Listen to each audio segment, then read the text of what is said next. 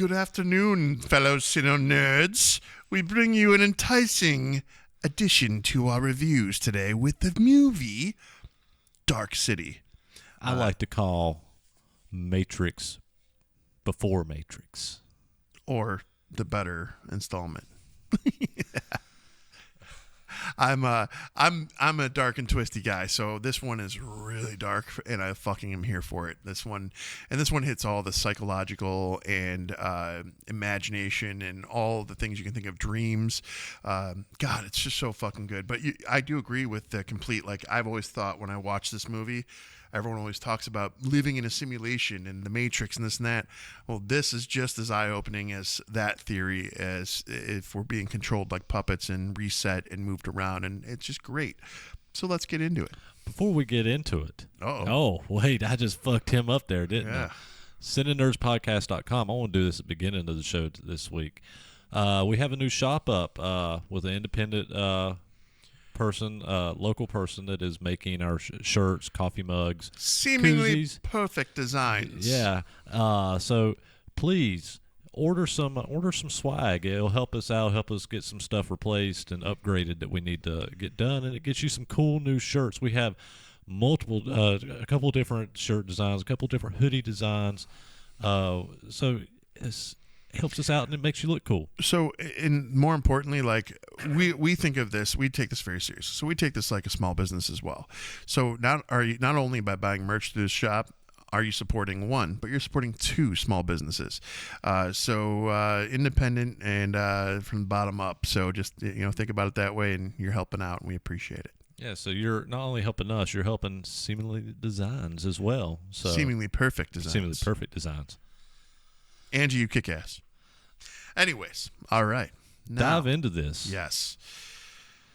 I fucking love this movie. So you gonna start the initial reactions? I can do the initial well, reactions. Well, it don't matter. So what am I doing? So this one, since it's an oldie but a goodie. So am I talking about my initial reaction the first time I ever saw it? Am I talking about the initial reaction of this time around? What are we looking at? I will probably talk about my initial reaction the first time I saw it. First time you saw it? Or going into it. Yeah, probably something like that, yeah. So I actually don't remember the year this came out, but 98, sorry. So at this point, we had already seen a lot of the Burton-style Batman movies and dark movies, and they had this gothic appeal to them, and this movie took it to another level. So for me, this was an easy one to embrace and pull into everything, and more than anything, I love that it makes you think. You think outside of the box. You think about imagination. You think about creativity. You think of the possibility of alien life and how it all interacts. I know it's science fiction, but I thought it was done very well. So I watched this, and I went to the theater. Did you go to the theater and watch this? I did. Yeah, I watched this in the theater, and I can't remember who I watched it with. I want to say that it was me, and I don't even like talking about the guy, but at the time, I think it might have been my old drummer from 3/4 Dead. I believe it was him and I that actually went and watched this, but could be wrong. But I remember watching it was some of my friends back home in North Carolina when it came out. And yeah, this is a movie. Even like I saw some of the trailers back then, but we're talking 98. I mean, I was 19 years old. I was out partying and having late teenager type things at the time in the 90s, partying, trying to find girls and out just having fun. So there was a couple of years there that I probably didn't watch as many movies as I did prior to then and after then, but every now and then I would find my way into the movie theater, and if I happened to see a trailer that caught my eye, and I just happened to catch a trailer for this, it was like, this looks really cool. It looks very 89 Batman noir style, but science fiction. Like, it felt like, I remember seeing the trailers and thinking 89 Batman meets Blade Runner is what I remember thinking at the time. And I think that still stands pretty true today by the kind of the vibe of this film. And I remember going to the theater, and I really fucking loved this film when I watched it the first time. I have some quirks, now with it, but it's still this is a cult classic. This is one of those that it's still just a great film, and it's actually this film holds up pretty well overall. Some CGI issues, but it holds up pretty well outside of The that. CGI was rough, but it was also 98, so yeah. That's I think if you're a Blade Runner fan and you like the noir style, then you're gonna fucking love Dark City if you've never seen it. for sure. For sure. So right off the rip, we've got a unique scenario. The antagonists in this are an alien species that are dying, essentially, and they're called the Strangers. And the Strangers are kind of like the architects or engineers of this city or state, however you want to have it. And I've got a plot summary here. well, I was just given one, but sure, Okay. go ahead. Well, I mean, it's a quick one. So Go ahead. John Murdoch awakens alone in a strange hotel to find out that he has lost his memory. Are you reading the same one I am? Go ahead, you're good. Oh, he's lost his memory and is wanted for a series of brutal and bizarre murders. While trying to piece together his past, he stumbles upon a fiendish underworld controlled by a group of beings known as the Strangers, who possess the ability to put people to sleep and alter the city and its inhabitants. Now Murdoch must find a way to stop them before they take control of his mind and destroy him. So the Strangers in this, like the fact that they have this ability, they use a character. I forgot what he's referred to as. We'll just give his name, Dr. Daniel Schreiber, who's played by Kiefer Sutherland. And Kiefer in this one, it's interesting because he doesn't do the best acting with this. He's very Hunchback of Notre Dame. Well, the thing with Kiefer, he never does the best acting in anything, but I always like Kiefer. I do too. He's got an appeal about him for sure, but in this one, he's very breathed like the Hunchback of Notre Dame, and it's just that's the way how he goes throughout it. But what he tries to do is he is their scientist behind building different memories and different. He's the one who puts all these pieces together. These Strangers reset and restructure everything down to the people. So the people's memories are not their own. They're inserted with memories, and they become someone else almost daily, it seems like, in this world. And at the Strangers' call, at their whim, they can make buildings appear up, come down, build, elongate rooms. This is a power that they have called tuning. Mm-hmm. And this whole process has gone on forever because humanity is an experiment to them because they're dying off. And so with that experiment in play, they're just waiting to see how they can become more humanistic so they can continue and survive, hopefully, or find a common ground. Well, John Murdoch, played by Rufus Soule, he wakes up, but he wakes up panicked. He doesn't have any memories. And Dr. Daniel Schreiber, Kiefer, essentially he tried to put memories in him. He woke up, Murdoch woke up during this process, as this is what Schreiber was claiming to these Strangers. But essentially, Schreiber has given him a clean slate. He's wiped him clean for a reason. He was supposed to be injected with serial killer memories, and he was supposed to become this brutal person. So the setup that he even wakes up to without his memories is a murdered woman in a room with him. He has no idea why, only knows that there's a blood knife, and he's there next to the body. And it kind of spirals from there. John Murdoch's trying to figure out everything, and as he sees things, every night there's almost like an alarm clock that goes off. And this alarm clock hits, everything shuts down. The people all fall asleep, everyone's still, and nothing's moving. It's what it is, and that's when the reset happens. Well, John Murdoch, no longer susceptible to this, he doesn't go to sleep, and he sees what's happening. He sees how they're resetting everything. And this unbelievable story starts unfolding from there with his obsession of a place called Shell Beach. Mm-hmm. So these beings, I love their design. They're very like a noir Cinnabot style design almost.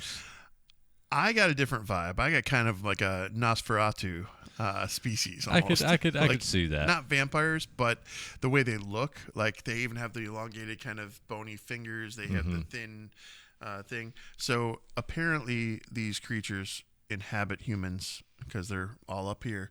They inhabit humans once they have died. So that's how that whole thing goes. But And did you notice one of the main ones that's trying to hunt him down was played by Bruce Spence? yes, I did notice that. Who, I love. You hear me talk about this series a lot, but he was in the original, not the original, but he was in Mad Max Beyond Thunderdome and Mad Max The Road Warrior. And then also Ian Richardson played Mr. Book. There was another familiar face in there or Richard O'Brien, who was in Rocky Horror Picture Show. Yes, there's another one too, and I don't know why I'm drawing a blank. Jennifer Connelly. Well, she's just stellar. I just love her and whatever she's in. And William Hurt. Yeah, that's William Hurt was one of them too for sure. No, I can't. I'm having a brain fart. I don't know. There's a lot of people you'll recognize, especially even actors and actresses that are still acting today. This film kind of has it. Trivia fact: you heard me at the beginning of this episode talk about how this film always, or The Matrix, always kind of reminded me a little bit of this film. Different, but a little bit. Trivia fact though: some of the set designs were actually, after filming, was sold to the directors. I can't remember, the Wachowski brothers, sisters now, for sets for The Matrix. So some of the sets in The Matrix were used sets from Dark City. Well, that makes sense. That definitely makes sense. That definitely tracks fully.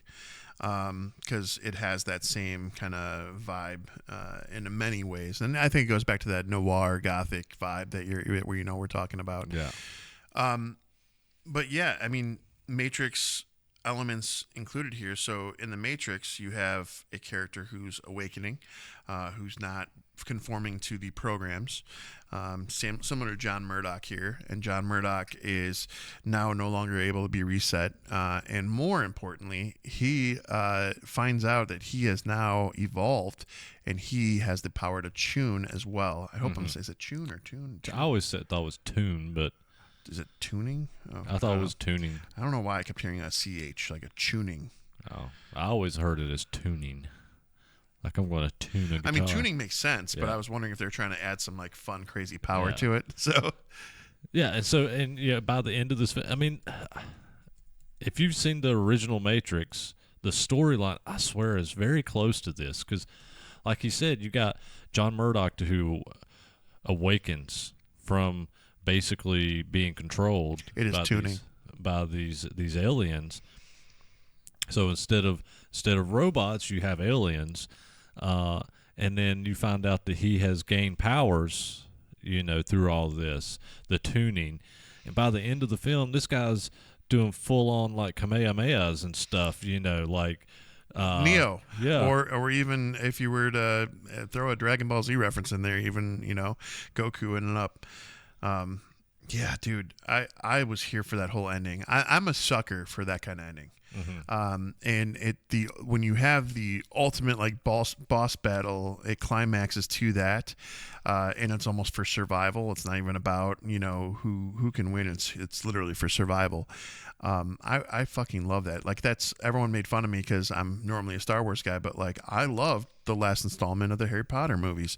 They were great. I love Harry Potter. Voldemort and Harry Potter. Well, when you're a Star Wars nerd primarily, and you like Harry Potter, you get that crap. By the way, I love Harry Potter. I'm equal opportunity. If a fucking series is good, it's fucking good. Yeah. And I will tell you this: Harry Potter's great. And the last installment, when you have Voldemort and you have Harry Potter going at it with their wands and their magic streams are going at each other, and they're fucking it's like a lightsaber battle. It's I got the same arm hair stand on my arm as when the Emperor and Vader are in the throne room with Luke. Like it's just as good. And while this isn't that tier, it's fucking up there because it has that vibe to it when they're going at it, and they're just like the city's crumbling around them. They're fighting through everything. They're making everything move, blasting each other back and forth. It's just so good. Yeah.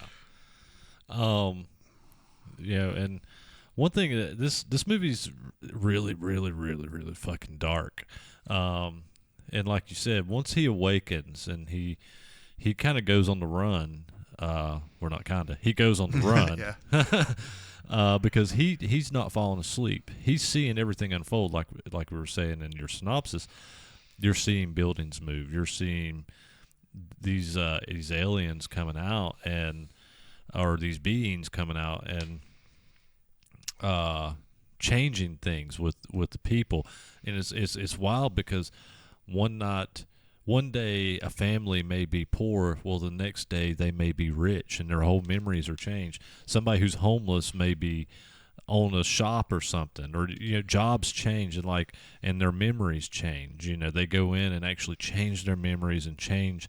They'll use their tuning to reshape their homes, and from, like I said, poor to rich, and it's a really fun element. I love, and it's really dark when you really think about it. I mean, that you're changing the way people think and their lives day to day as an experiment, and they don't know any better.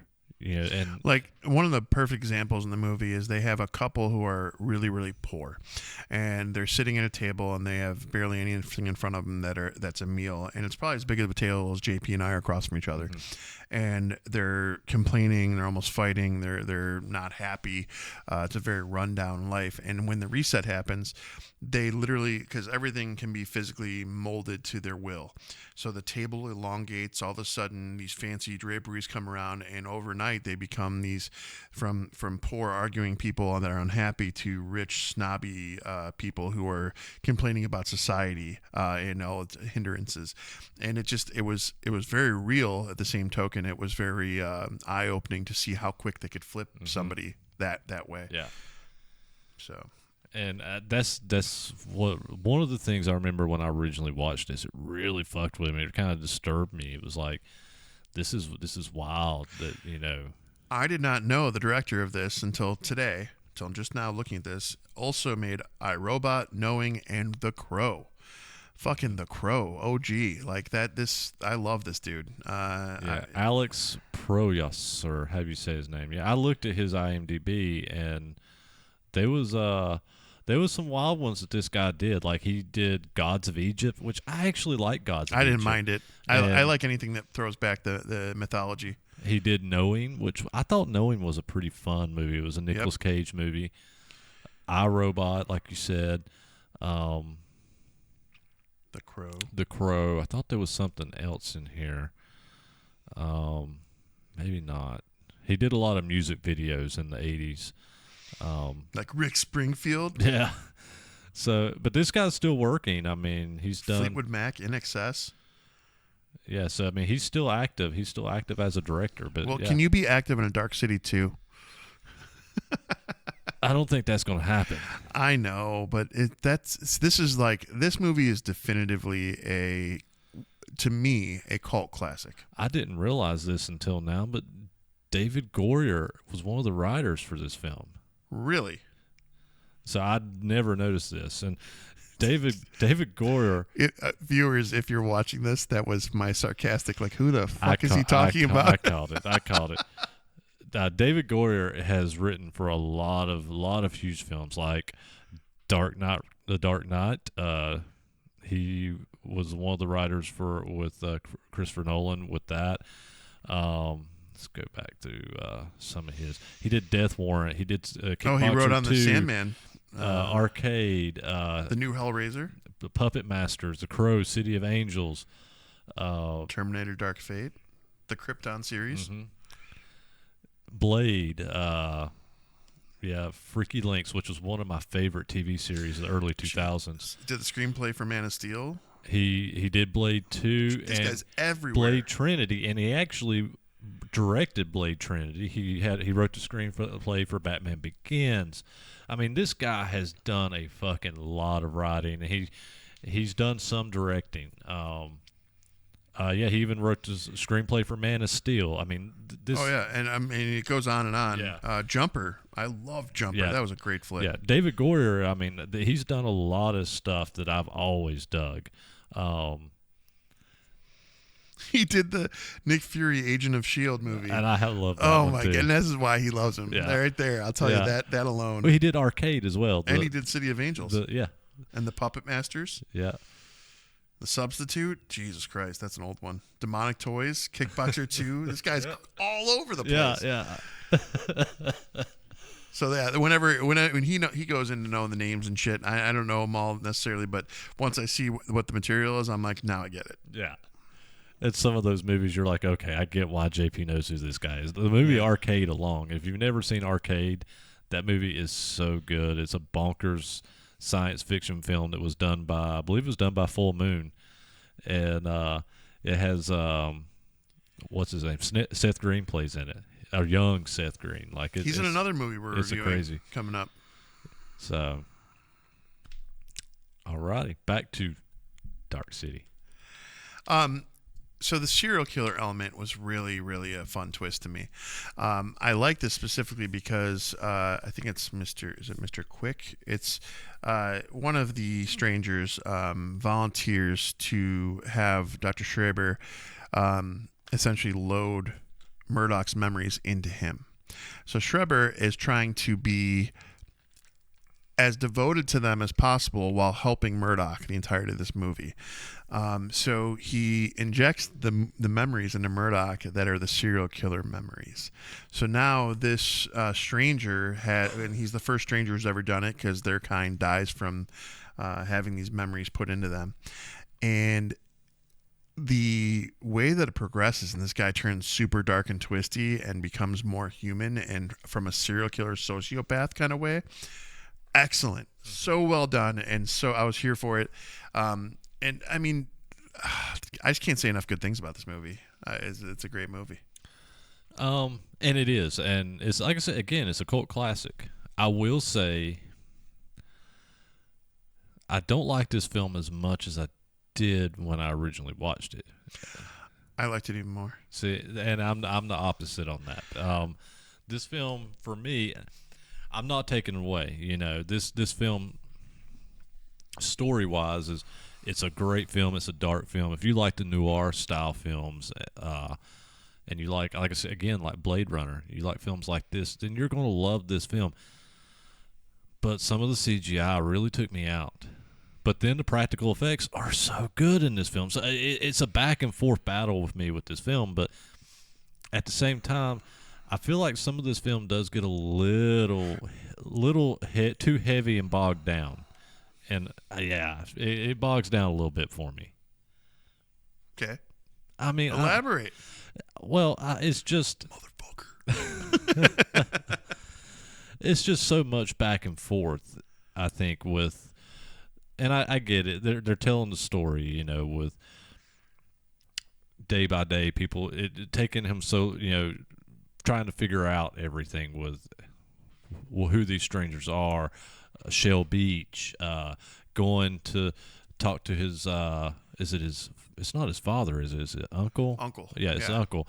To find out where's Shell Beach at? Well, I've never actually been there, but we have been there. We have memories of being there. Well, how do you get there? No, it takes a lot of steps to get there. I think that's where I feel like it gets a little bogged down. So I liked it though because it made there be a commonality amongst all the people for them to wake up a little bit. Yeah. Because the more people he seemed to wake up to what he was seeing, experiencing, making them believe his path, the more the movie could define itself, and he had more of kind of a team, if you will. So, I get it. I mean, and it does pull the story together, and I'm not saying like a ton of this needs to be cut. I don't know, and I can't even think of a scene that I could sit here and say, well, this could be cut, this could be cut, I can't even think of a scene that could really be cut. It's just, I feel like at the same time, it takes a minute to get there.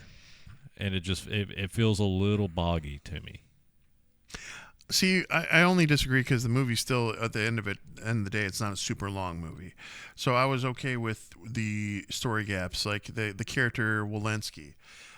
He is somebody who woke up during the reset, and stayed awake, and he kind of was mad and crazy at this point. But when he comes into contact with Murdoch, he kind of gives validity to everything he's seen, all he's done, and makes him feel like he's not crazy.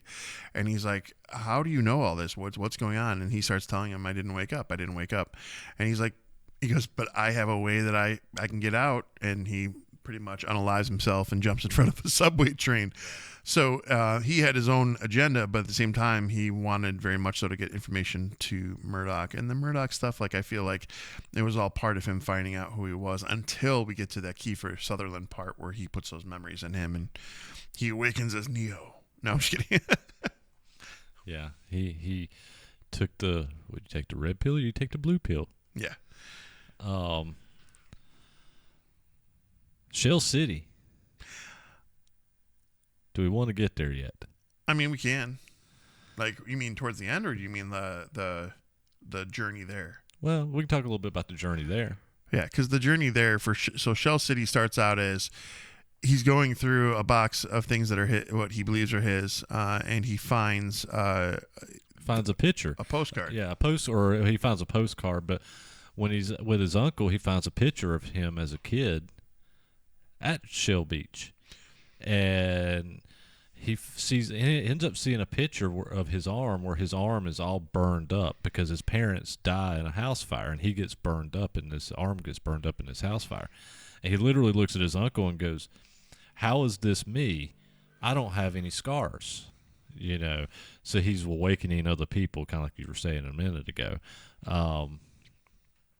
But they have memories of being there, but nobody knows how to get there.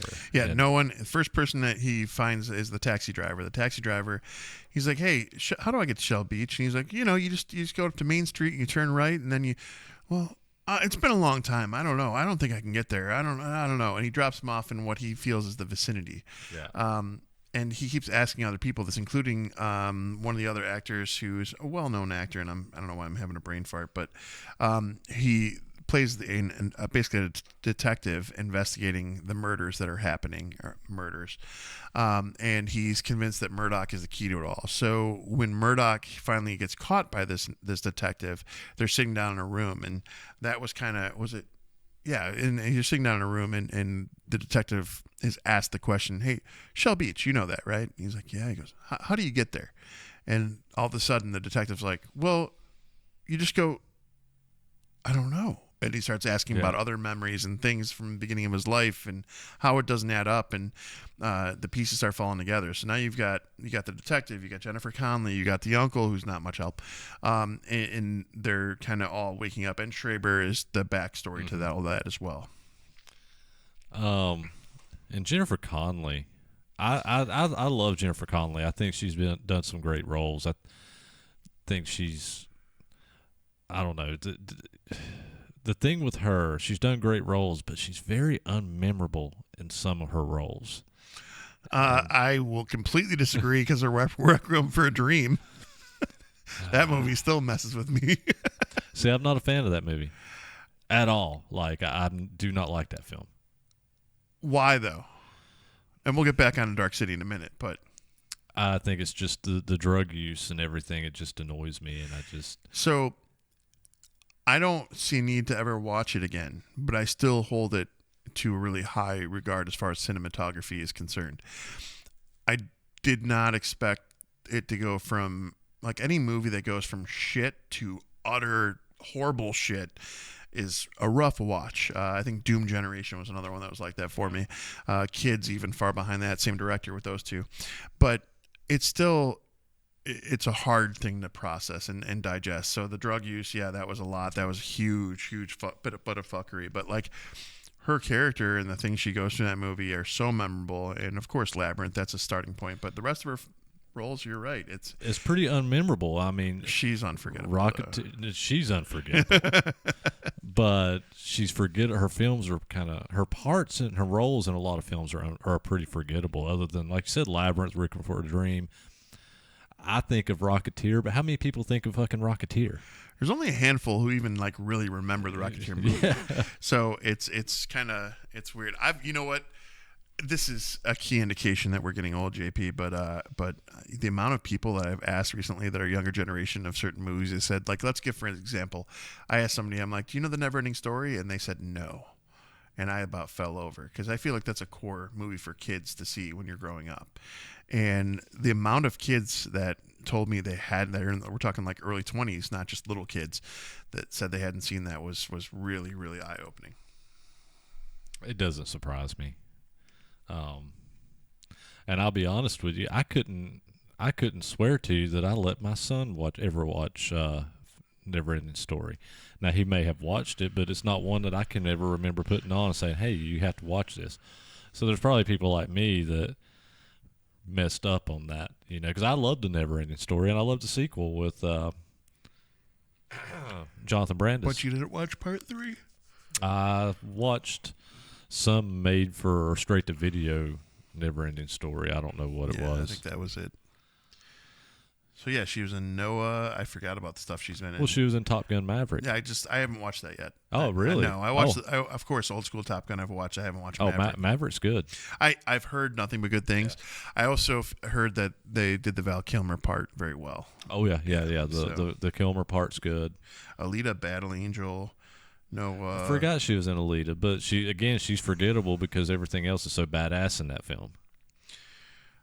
Animation. She was in the movie 9, which is that's an underrated gem. I like 9.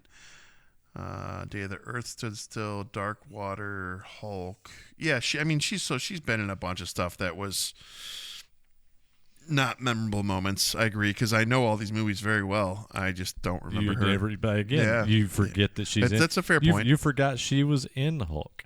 You forgot that she's in A Beautiful Mind. A Beautiful Mind. That was an excellent movie, and I can't believe I forgot that. And I love The Day the Earth Stood Still, but I only think of Keanu Reeves in that film. Yep.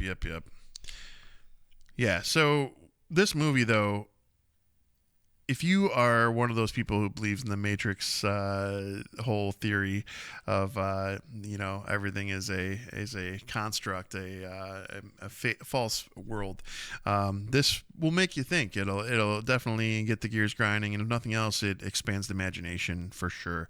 Because there's those people who think they're always being abducted by aliens too, and those things happen. And so I don't know. This movie just had so much for me to think about in one setting. Like, I'm thinking about The Strangers. I'm thinking about Invasion of the Body Snatchers. I'm thinking about the reset every night and having memories put into you, and the buildings changing and powers. I mean, there's so much going on in this movie, but it's done so well. And getting closer to the ending, one of my favorite things about this movie, and it's one of the few things that I think this film did way better than some of its predecessors and some of the films that came after it, was the big reveal with Shell Beach.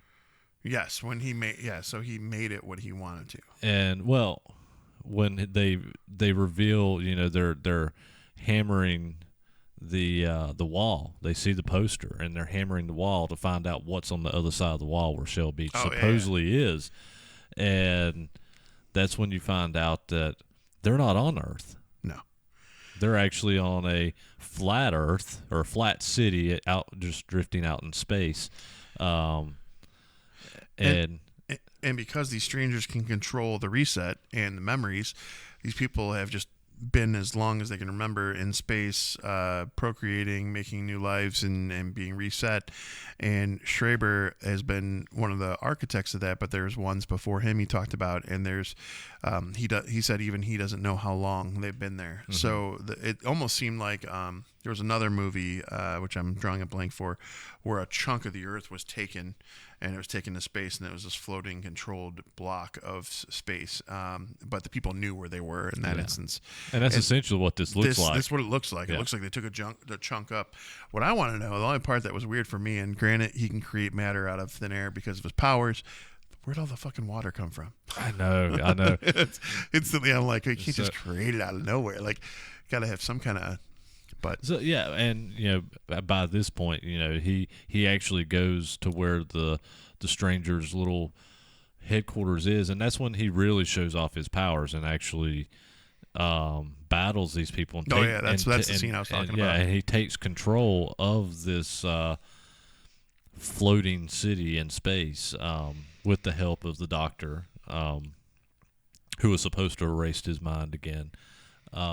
And he shows his Neo powers or Kamehamehas and takes control, fights all the strangers off, and then he recreates the city. He brings sunlight. He creates water out in space and gives a beach to have Shell Beach all around this city.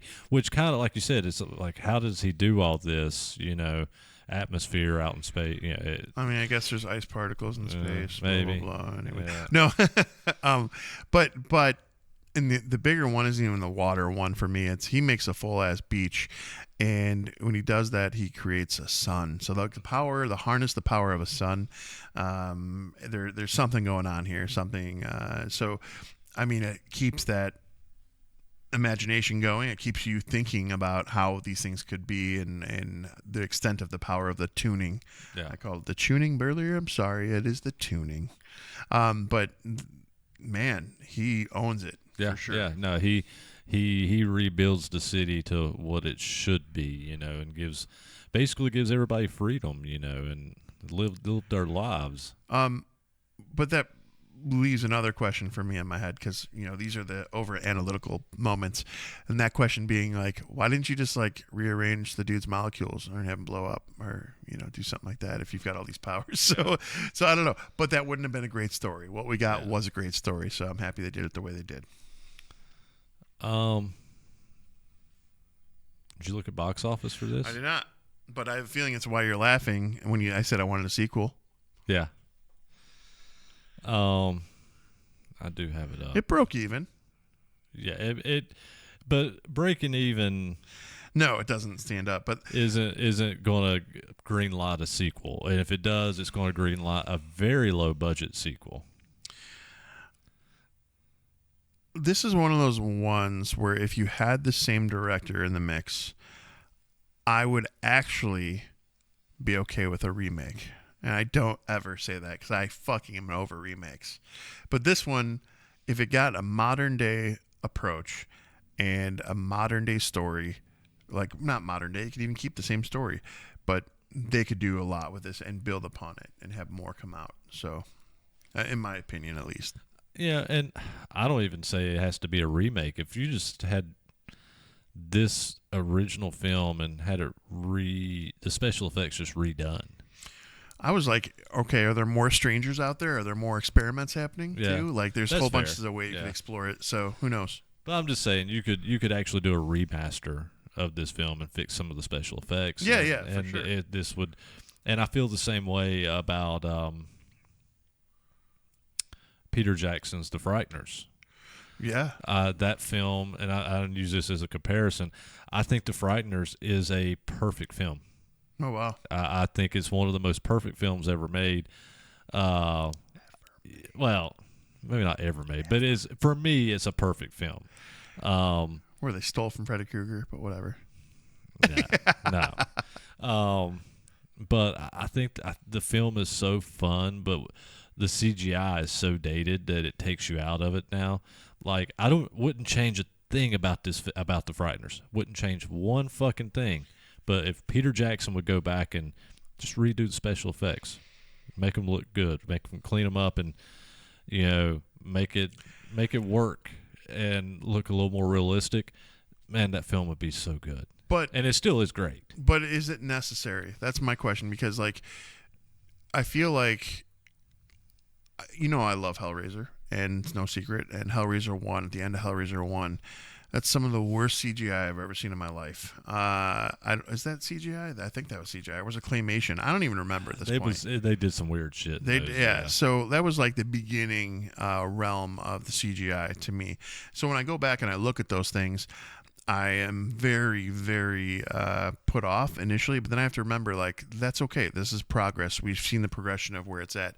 But I almost feel like same thing I feel with music right now. Like we've reached a point now where the CGI is oversaturated, and so is the computer-made music. There's just a lot going on there. Where I think it needs to come back to the grassroots at some point, where you show cinema being made in its entirety, music being made in its entirety as it is. I get that. I don't know. I think it would be fun to see what some of this stuff could look like. And I'm not even saying a lot. I mean, I'm not even saying, and some of this is not even a lot. I mean, it's just certain CGI shots, you know. I agree with you wholeheartedly, and to that point, that's like us Star Wars nerds having those original cuts with the original intent, and then seeing the new stuff. So it's kind of you either like it and see what it can do, or you kind of hold on to those old ones. And I say this, and I'm also one of these guys that hates what George Lucas did to the original Star Wars with updating CGI and whatnot. But I think that's a little different for me because a lot of the stuff that I loved about those early Star Wars, it was practical effects that I loved. It wasn't fixing messed up CGI. It was adding CGI to stuff that looked great in practical effects. Ratings. Let's get into ratings. I chose this one, so you can go first. Yeah. So I generally like this film. I enjoyed it more in the theater in 1998 when I watched it than I did in 2005 on a rewatch, or 2010 on a rewatch, or yesterday when I rewatched it. And actually, I'll be honest with you, I rewatched this movie this past year too, and then I watched it yesterday, and I really enjoyed it 6 months ago. Because it had been a while since I bet it had been 10 years since I'd watched it. So 6 months ago when I watched this film, I was like, man, this movie's really fucking good. Then I rewatched it yesterday, and it's a more of a recent watch since my rewatch. And I'm like, I really enjoy this film, but I didn't enjoy it as much as I did 6 months ago, and I didn't enjoy it as much as I did 20 plus almost 30 years ago, 25 years ago, whenever it was it came out. But it doesn't mean that I don't enjoy it. My issues are really just some of the CGI, you know, and again, unmemorable performances by Jennifer Connelly, but that seems to be her trend. But again, like I said at the beginning of the episode, I said it throughout the episode, if you like The Matrix, if you like Blade Runner, if you like 89 Batman style noir, you're going to eat this movie up if you've never seen it. This movie is going to be for you. Now, my rating for this is, I'm going to put this one probably a little lower. I'm probably going to be a bit lower than where he's going to put this one at. Now, I'm not going to rate it as low as I did Fantastic Four last week. But I am going to sit this one I'm sitting at about a 3.4 nerds on this one. Yeah, I'm not review bombing this one. We're far off on it, but I figure we're probably going to be far off because I feel like you really love this movie to where I would rather sit down and watch Blade Runner.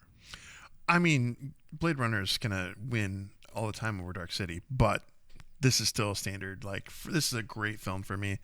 It helped me a couple times over when I watch it. It helped me kind of like get into that imagination mindset, think outside of the box, and just have fun with a movie and let it be what it was. For me, start to finish, it is a solid hour and 40 minutes of fun, finding out who a person is that has no memory of who he was, trying to piece it all together and build friendships along the way, finding out the antagonist, the sci-fi element, all the things come together for almost a perfect movie for me. This one didn't. It's not a full 5 here, but we're going a 4.6 nerds from me. on this one. I really, really think highly of this movie. I would love to see, whether it be an animation even or director's cut or something. I think there is a director's cut actually. Rather it be some kind of an improvement on the original. I'd be down for whatever I get out of this. If there's lore in books, if there's any more books or anything along those lines, I would love to read more into this world because it's definitely got my interest. So yeah, 4.6 nerds. I knew you was going to be up there. Mm-hmm. You have any recommendations?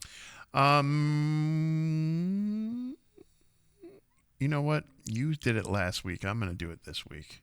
I'm going Happy Gilmore 2. I had my own thoughts on Happy Gilmore 2. It's one of those just good feel, amazing movies. It's got something for the younger kids. It's got something for the old school fans. It's just a solid, fun movie. So I'll do that. I've not been watching a lot lately. I've been so busy. You guys know I've had a lot of things going on the past month and between tour and things like that. So I'm a bit behind on a lot of stuff, and I've not watched a lot of stuff. I will say, and looking at my recent purchases just now is what I was doing. This just hit digital, like here in the past few weeks, or probably a month or two now, whenever this episode comes out. And I just did a rewatch on it. God damn, I love this movie. The Burbs. Oh, yeah. It finally hit digital. And you would think a movie like The Burbs with Tom Hanks would have been on digital a long time ago. But this movie just hit digital, like, for purchase. This isn't just Tom Hanks. This is Carrie Fisher. Yeah, you got Tom Hanks. You got Carrie Fisher. You got Corey Feldman. Yep. There's so many recognizable faces in The Burbs. And that movie... That was one of those movies that came out in the early 90s when it came out. Who plays his neighbor, the annoying neighbor? Yeah, I can't think of his name right now, but he was a comedian from back in that time. But if you liked those type of films that had a darkness to it, but there were comedies that had that kind of darkness to it, then God, if you've never seen this movie, it's just one that you've got to see. The cast is great, the story's great, and it's about crazy, obsessed neighbors obsessing over what's going on with each other in this cul-de-sac. But it gets way out there. You got the kid from that played Malachi in Children of the Corn. He's one of the characters in it. Henry Gibson. Yep. Right? Wasn't that him? He's old in this picture, but I think that's him. No. That was the at the house, old house. He was the father of Malachi. He was Malachi's father. Well, regardless, it's okay. Yeah, there's a lot of people you'll recognize in the film if you've never seen it. But yeah, The Burbs. It just hit digital a while back, and I bought it. It wasn't on sale, but they put it out for like $15 on digital. So it was one of those I picked up a while back and just rewatched it. So yeah, there's that one. All right, good shit. All right, well, just to reiterate, CineNerdsPodcast.com. Please share this video. Write a comment. Go back to our regular comment section. Write a comment, and click like on the videos. Share what you're listening on Apple Podcast or Spotify. Be sure to share this with your friends. And remember, kids, sharing is caring. Till next week. Peace out. Later.